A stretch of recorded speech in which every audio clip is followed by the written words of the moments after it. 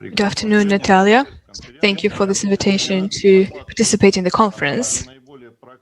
So I believe that I have a very practical presentation. I'd like to share the experience, our experience, we believe it to be a unique one, how we help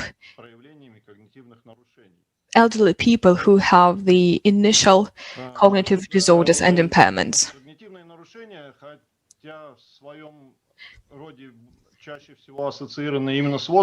So cognitive impairments are highly associated with an age, but one needs to understand that this is not a normal aging process. This is a condition, a disease, in particular dementia, and one would learn to prevent it and to treat it.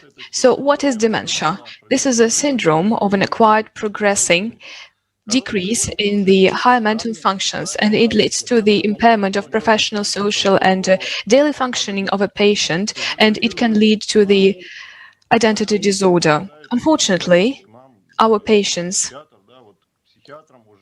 come to us, psychiatrists, I'm a psychiatrist as well, in such a state when, in fact, we do see the disintegration of the identity.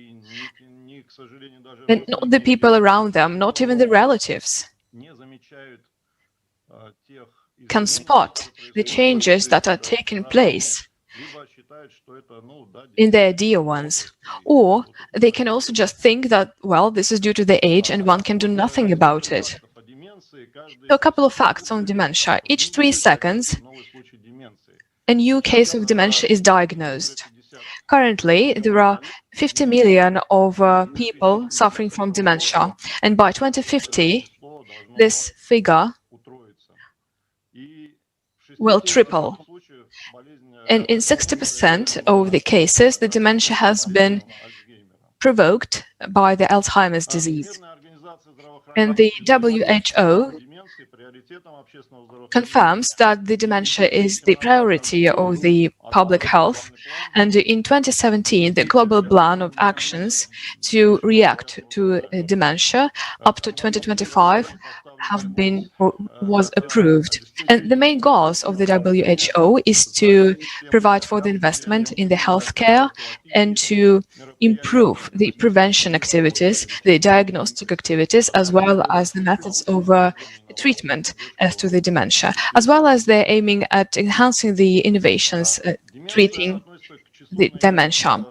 So dementia is among disease that has the very high burden, and totally it accounts for the cost that we incur because of the oncology and cardiovascular diseases altogether. So here in yellow you can see the dementia costs, and the blue and red ones are the costs of treating oncology and cardiovascular diseases. And based on the WHO data, indirect and direct financial burden of dementia accounts for 1% of GDP per year. So for Russia, this is a huge number. What are indirect costs? This is because of the decreasing the level of life, the quality of life of a person, decrease in social functioning, and also the attracting expenses or attracting additional financing to take care of a patient, and this is quite a heavy financial burden for the relatives. The number of elderly people has been increasing significantly. Russia is not an exception here. So now we can see that 32 million people in Russia over 60 years old are there, and in a couple of years this number will grow, and by 2035 this number will account for 43 million. So this is quite a challenge for the whole healthcare system. In this country, we haven't conducted population studies for quite a long time when it comes to the cognitive disorders. Proceeding from the international data, people over 60 years old, 25% of them are registered with some cognitive disorders, such as, for example, the mild cognitive impairment. And if one does not do anything, then in 30% of the cases, these patients could be diagnosed with dementia. What does this mean for Russia? As I said, there are 32 million of citizens of Russia that are over 60 years old. So 8 million of these people have already been diagnosed with some cognitive impairments. And 2 million have been diagnosed with dementia in Russia. This is as of today. The mild cognitive impairment. This is a syndrome that occupies the interim position between normal aging and dementia. When patients can cope up with it themselves, just perform some daily tasks, but their cognitive level is decreasing. And we noticed that those patients have not been covered when it comes to the attention to the medical community. And here I'm talking about the stage when we still have the window of opportunity and when we still can help these people. And we decided to develop a comprehensive program of neurocognitive rehabilitation for patients with some dementia impairments. And we developed this program and we opened the first memory clinic in Russia. And this was for people with mild cognitive impairment. What is a memory clinic? This is a rehabilitation department for a daily care of people, of elderly people who are suffering from some cognitive impairments. And they are trained in groups. And simultaneously, 50 patients can come to the memory clinic. And so the rehabilitation timeline is 6 weeks. And over a year, one memory clinic receives 8 cycles like this. So memory clinics did exist and do exist now in the West, but their main difference is that they sustain patients with already developed dementia. However, we are focusing on the prevention of cognitive impairments among elderly people. Here on the slide, you can see the main stages of the clinic work. So attraction of patients, selection procedure, diagnostics, then rehabilitation, and then the finalization of the procedure. And I'll elaborate on each of these stages. Pre-hospital stage. To identify cognitive impairments, a psychiatrist assesses, examines, based on MMSE tests and CDT tests. And if a patient is diagnosed with any cognitive impairment, then the patient is included into the rehabilitation group. After this, there is the first diagnostics week. And then there is a medical psychologist. And we have some additional scales introduced here and tests. And after that, the patients are divided into 6 groups according to the level of their cognitive impairments. And on the first week, we start our trainings to motivate the patients and to explain the goals and tasks of this rehabilitation process. And starting from the second week and ending by the 6th week, we have this rehabilitation stage. We have cognitive trainings, the therapeutic exercises, also some medication treatment if necessary, and also mental treatment. The trainings last for 5 hours every day, 5 days per week. So here you can see the main trainings, the cognitive one, the memory, the resource-oriented training, the cognitive warm-up, etc. And by the end of the 6th week,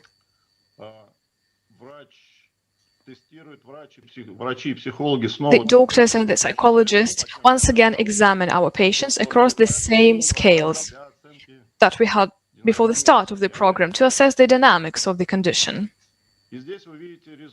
And here you can see the scales themselves. The main ones, I've already named them, MOCA, MMSE, the scales of depression, etc. And here you can see the results that we get based on our rehabilitation program. We get this according to the MOCA scale and MMSE scale. And you see that about 80% of the patients deliver visible results. And these results have been occurring for quite a while in our program. And to confirm the efficiency of our program, we conducted a couple of comparative studies. And one of them was the following. We compared two groups of patients. So this is a placebo-controlled research.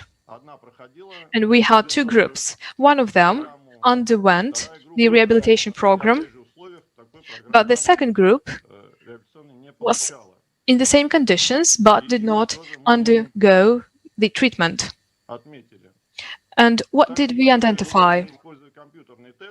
We also used the computer tests for this research to avoid any mistakes when it comes to the data interpretation. And here you can see the results according to the MMSE scale. And here we can see that at the very beginning of the testing, both groups are at the same level. And here you can see the red line. And it shows the results of the experimental group. And the blue line is the control group. And here you can see the statistically confirmed result, because the group that was receiving this rehabilitation treatment and that participate in the program delivered some good improvements. When it comes to the test of watch picturing and drawing, this is even more interesting.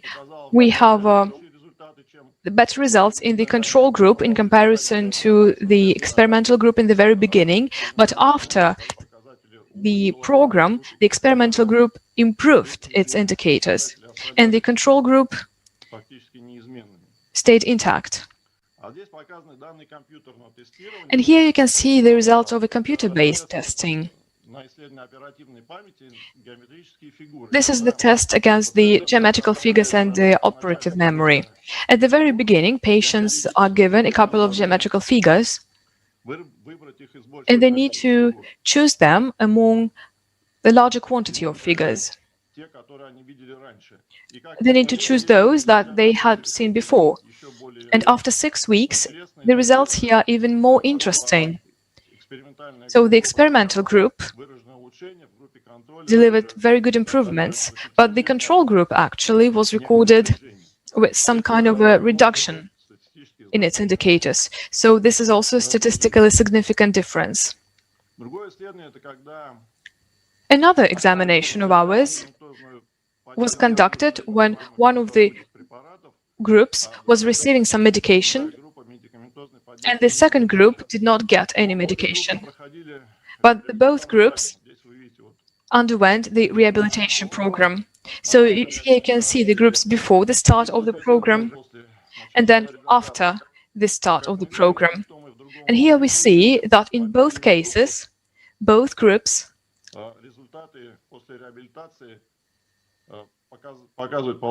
improved their results. So we can see some positive dynamics over here. Indeed, with the medication help, the results were better and higher, so to say, but when it comes to the statistics, there wasn't quite any difference. So that's how we confirmed the efficiency of our method. We also organize the post-rehabilitation monitoring among our patients, and we do see that the effect of our program persists over a year and even longer.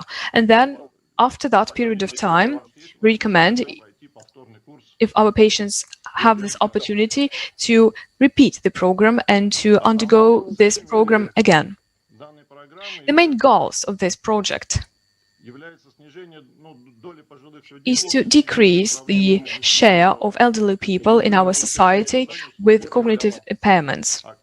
Then we want to create conditions for active longevity, to extend the life expectancy, to decrease the necessity to send elderly people to some social and mental facilities. And of course, we want to increase the life standards of our elderly people, as well as of their relatives and their dear ones, and those people that are around them.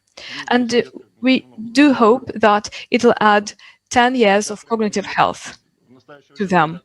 Currently, 65 years is the point when the dementia rate is increasing quite actively. But if we start to organize some prevention activities, then the prospect for us seems to be quite favorable and promising.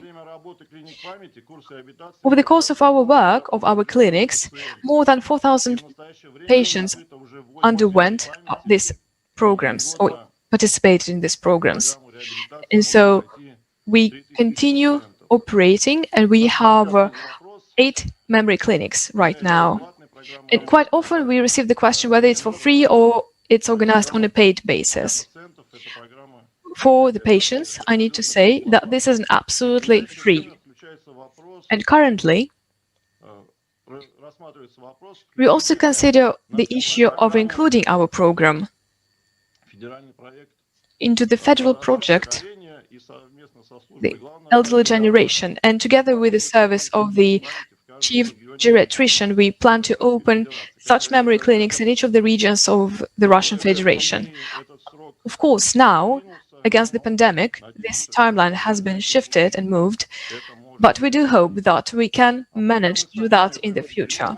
So far, we go to the regions ourselves, and together with our colleagues, we open the memory clinics in other cities. And by the way, the first city where we opened such clinic was Samara.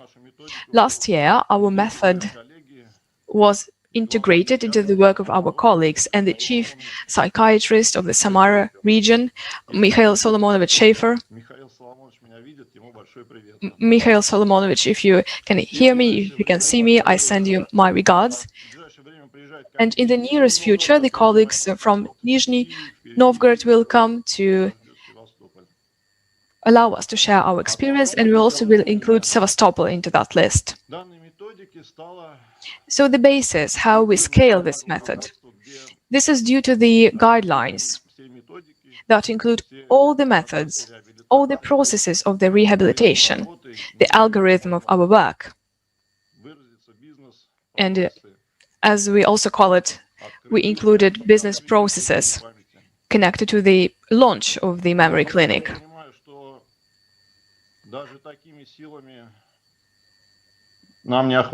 I do understand that we cannot cover everybody, even with these capacities, everybody who needs our help.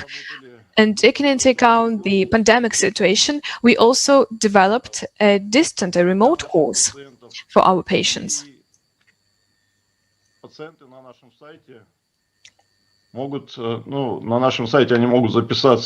And the patients can subscribe to the program on our website, and then they'll receive the link to the video course.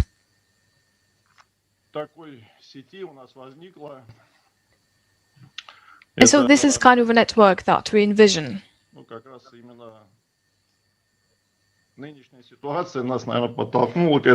I believe that the current situation also helped us to proceed with that. So you can study in a remote format, being at home or at some social caring center or at an outpatient clinic. Or we can also be in some specialized and equipped classes.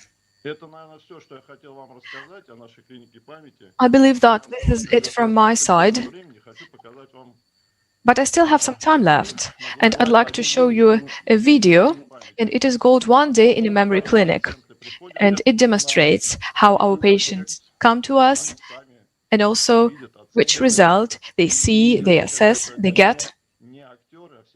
I'd like to mention and underline that those are not professional performers or actors, those are our patients. I hope you like it.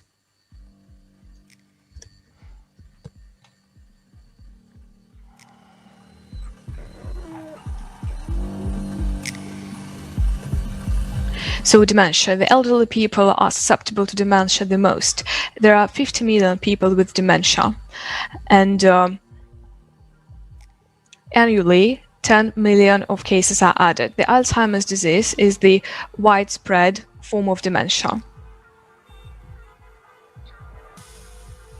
Dementia is one of the reasons of incapacitation depending on and the dependence of the elderly people across the whole world.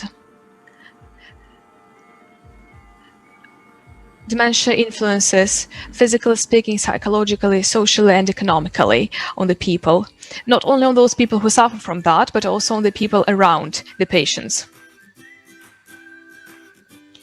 So the memory clinic, the medical rehabilitation center.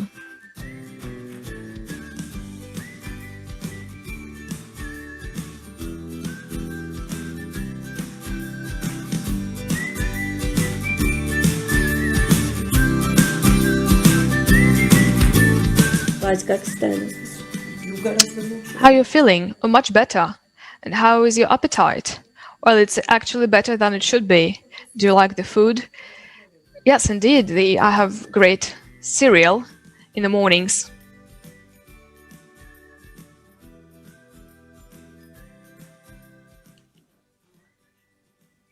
Look at this.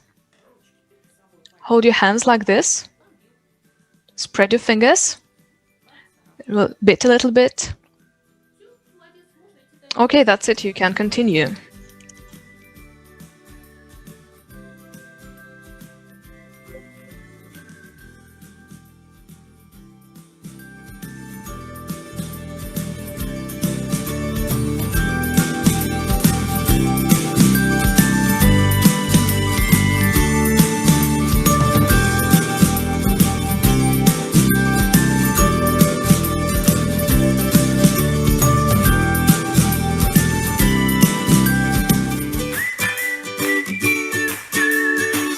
Вы знаете, я очень много уделяю внимания мышцам. You know, I pay a lot of attention to the muscles, to my spine, to the backbone, and the memory loss that has been increasing for me.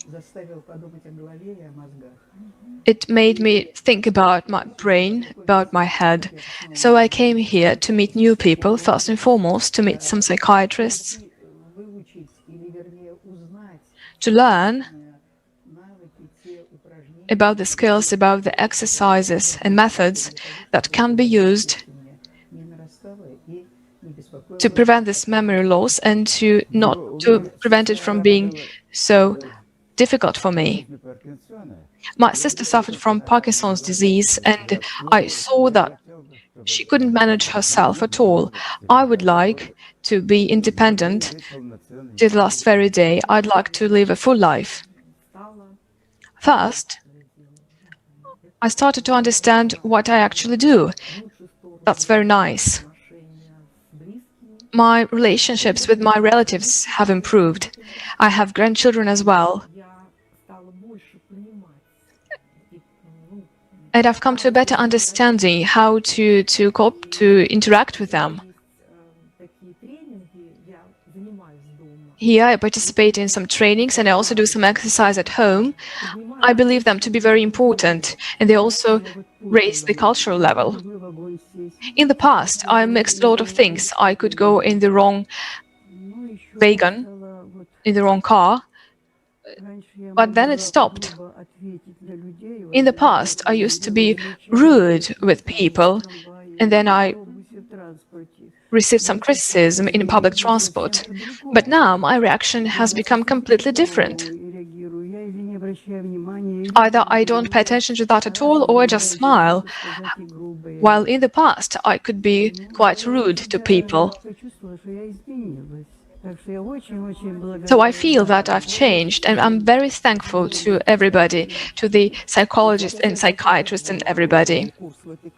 I'm about to finish the program in this clinic, and actually now I'm walking outside, I'm smiling, and I feel quite happy. Thank you very much.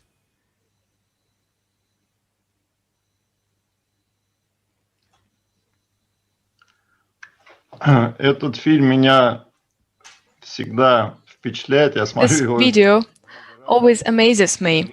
I've seen it for multiple times, but it motivates us to continue our work for our patients. So this is our story.